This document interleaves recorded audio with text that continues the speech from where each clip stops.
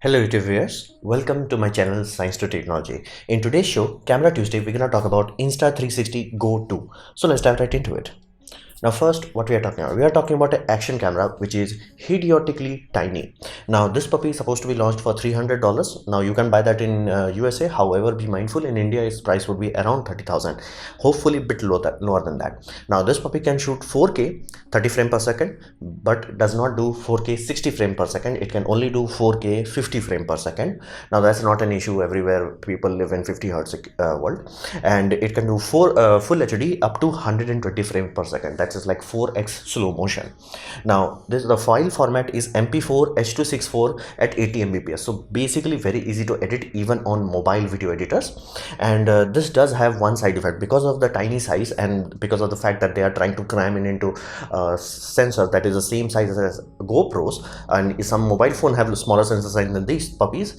It does overheat, so it gives you 10-minute recording range. However, because of the small size, many people wanted to use this puppy in drones, as in like racing drones. Those things have to be as light as possible. So in those sort of scenario, if it has like continuous air flowing through it, it gets cooling, basically actively cooled. At that point in time, it can easily stretch up to 30 minutes of video recording. Be mindful before overheating. So if you are using in cold environment, don't worry about that. Another aspect is it does have the ability to record full data from the sensor. Basically, the sensor is a square sensor. It can read a square video file out of it. What would be the benefit of that? The sensor is a bit bigger than 4K. So what does that mean? That simply means you can have a square image and 4K file, and without any cropping or digital zooming or something like that, you can easily rotate the file. What does that give you? That gives you certain ability, one of which is horizontal lock. So basically horizon would be like this and it's locked. No matter how much you rotate the camera, it's locked, and there is no digital zoom in, no digital artifact, simply because inherently the image circle, image frame is rotating inside the image projection area. So that's why it has that basically pro mode. Be mindful, pro mode will record you, basically consume your data very quickly, and it will not last very long if you are using the pro mode. So runtime of, basically if you are utilizing pro mode, you can do two 10-minute clips. Now this puppy will take 35 minutes of charging, and you're not supposed to charge this externally. You're supposed to put this in a cradle, basically exactly how Apple AirPods does. Is exact same concept. You put it in a case charges it. You can utilize this, like it's not like, oh, you put it in the case, it's only charging. No, you can use this without any issue, and it will charge also without any issue. The charging the case will take you around 1 hour, and use time you should get around 20 minutes of pro video recording, and you can easily reach up to 30 minutes if you are doing another modes. And the case is very interestingly designed. It's actually a charger. It's actually a tripod mount also. It has a tripod hole, and there is a two small legs, so you can utilize this puppy as an actual tripod itself without needing to mount it on a tripod. You can use that also, and also access the remote. So if you put this somewhere where it is hard to access, you can easily utilize basically this puppy as a remote, and it has a small OLED display, so you can check which mode and settings and all that jazz. So, and it's also again inherently accident proof. So the case itself is not waterproof, but the camera is waterproof. So camera can be put up to 4 meters underwater. So that's most swimming pool are less than that, and it is only 26 gram. That is almost the battery weight of basically GoPro. So that's the most interesting part. So if you are in a scenario specifically dealing with GoPros and things of that nature, if you need extremely light camera, this puppy is the lightest you can get. And generally racing drones only fly for 6 minutes before they drain their battery. This is good enough. Now this sort of camera, because it has no screen, no buttons, nothing, there is no ergonomics to it. How the heck you're supposed to control it? So they built a basically companion app with this, and that will be your main control factor. Now if you utilize some advanced function like pro mode, you get the ability to reframe the video after it has been shot. So you got the video is in your mobile phone. Now you can change it. How you can change it? Let's say for some scenarios, some web platform, you need square videos, basically 1:1 video file. You can get that. You have a square system. For YouTube you need, let's say, 16:9. For YouTube's shorts you need basically horizontal video, vertical video, that is 9:16. You can do that. All three ratio can be changed after you have shot the pro video. It only happens in pro mode, so be mindful of that. So you shoot it in pro mode, then you can change the system. And this will also do wireless live streaming to your mobile phone. So if you mount it somewhere, let's say you want to align the shot perfectly, you can use your mobile phone and it will actively keep streaming. And the mobile app itself is just not a system where you are downloading file. It also acts as a proper basically video editor, quote unquote. So you can do very basic effects to some advanced effect. You can do pretty amazing stuff if you are really patient with it. And they realize the idea of this thing is you put it, you record it, but here's the problem. What if you are actually doing that? Let's say, because the case itself can charge the camera for 3 times. Let's say you did around 30-40 minutes of video clips. That's a lot of time you have to spend every night. Let's say you did it for your vacation. Every night, are you gonna sit down and actually like offload the file and then make a final file, then upload the final file? They know this fact, that if we are making it something that easy to use, people will use it and they will stop using it simply because it became too much of a chore to do it daily. So they introduced a function known as AI based video editing. So what the system does is basically try to analyze the footage based on action, motion, and things like object recognition. Basically it will recognize food, person, things of that nature. So based on that, basically AI knows there is something interesting happening, and then it will take audio file as in like a song and all that, and try to match the cuts to the beats. In those sort of scenario, it will try to do its best to give you a short snippets, basically like a 1 minute or 2 minute short clips where you can have a good video editing done. Now this will be done automatically, so you do not have to be like, okay, this here, oh, this does not flow, you do not have to do that. And if it's a true AI, good well built AI, there is a very good chance the more you use it, the better it should get. And this is compatible with both Android and iOS. It's not like iOS only, it's Android and iOS. Now, whole selling point, the whole reason every Tom, Dick and Harry on YouTube is going crazy about this is simply because of usability.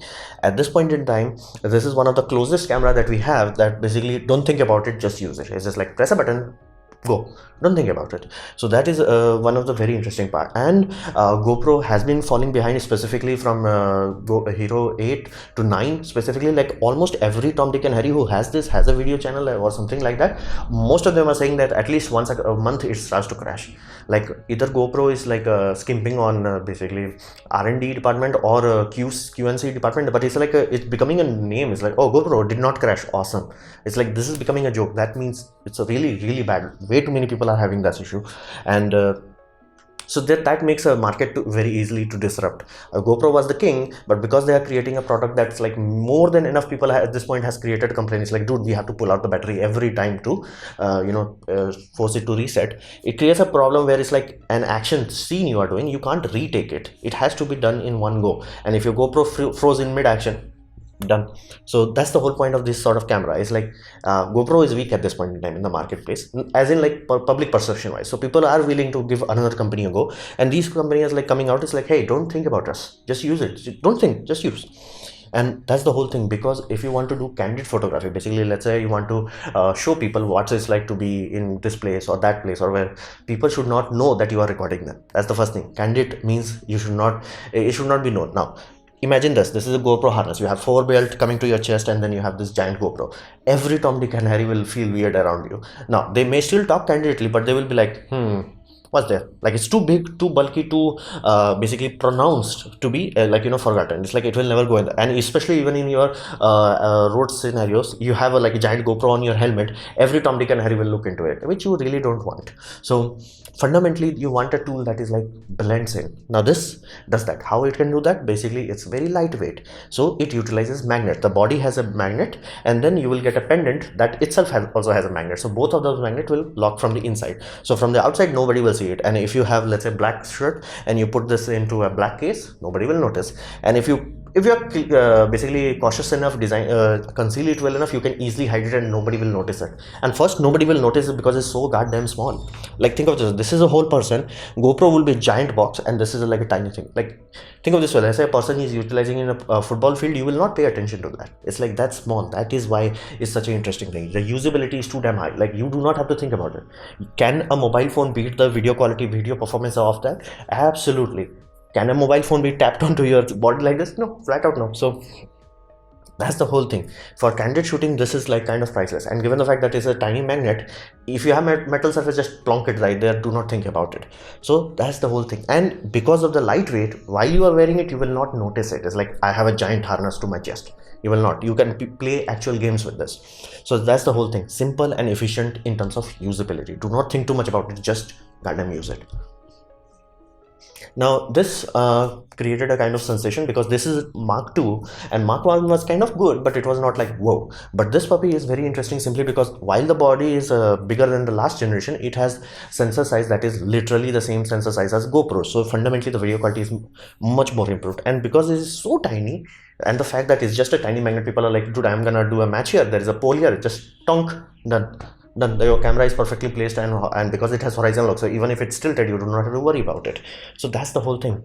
Insta360 came into the market after the action camera hype, and they created a niche product, 360-degree cameras, and that gave them an advantage against GoPro. Basically they're like, dude, we have some USP which you do not, and GoPro took their sweet time to jump into 360 market. So this company is always trying to do something new rather than like, oh, you have GoPro, I'm gonna make a clone of GoPro which is a bit better, like for example Osmo action cam. So they're not doing that. They're like, no, you have your product, we'll make our own. Like for example, Insta360 action cam is there, it is modular. So this is the same thing. They are never in a position where they are copying everybody. They are like, dude, we're gonna create a new segment inside the action cam. So this is kind of very amazing because they created a independent product category, and because of the lot of the feedback they got, they actually listened to this feedback. It's like people like, dude, the original case was kind of just a case. It was not a very good design. This time they designed a case and they thought of everything. Basically, what happens if you put this like, upside down, the magnet will keep repelling it. It will not go in. You will know that you have to rotate it that way. Little things people are like, dude, the hinge is like not working in the first one. They're like, okay, we'll make it better. It's like, what if we can utilize this as a remote? They did it. What if it itself as acted as a tripod? They did it. Everything about this. And not to mention that when you buy the box, you get all these things. It's like the body, the camera. Other companies may have created a scenario, that's it, go home. They are giving you a good USB cable with it, USB-C cable, and they are giving you the magnetic pendant, and they are giving you a basically pivot stand which you can put it on let's say a desk, a mirror, or anything flat surface. You can do that. And then you also have a belt clip wise version where you can utilize this let's say on your hat or belt buckle, whatever. That's up to you how you want to utilize that. So that's the whole thing. This company listens to the customer and they're like, we're gonna give you a new, unique, and we tried this one and we got all the feedbacks, and then we're gonna make it something awesome. It's like how Sony did with A7 S3. S1 was okay, S2 was like, oh, good, but you can improve a bit. In S3 they're like, okay, shut up, just tell everything you want us into this camera, we'll give you that. So that's the whole thing. So that is why this is interesting. Can it improve a lot? Undeniably so. I'm really expecting like this puppy to become powerful enough in the future and efficient enough where it can A, learn for longer, and B, does not have to worry about overheating. So but this is at this point in time, if you need a camera that is so small that you do not think about before utilizing it, this is one of the best camera out there. So this was my presentation on Insta360 Go 2. Hopefully you have liked it, learned from it. In that case, please click the like button, share it amongst your friends. That will help me a lot. If you didn't like it, didn't enjoy it, I urge you to press dislike, press it twice to show me extra disappointment. Please leave a comment because I try to reply to all of them. Subscribe, press the bell icon if you're free, and as always, thanks for watching.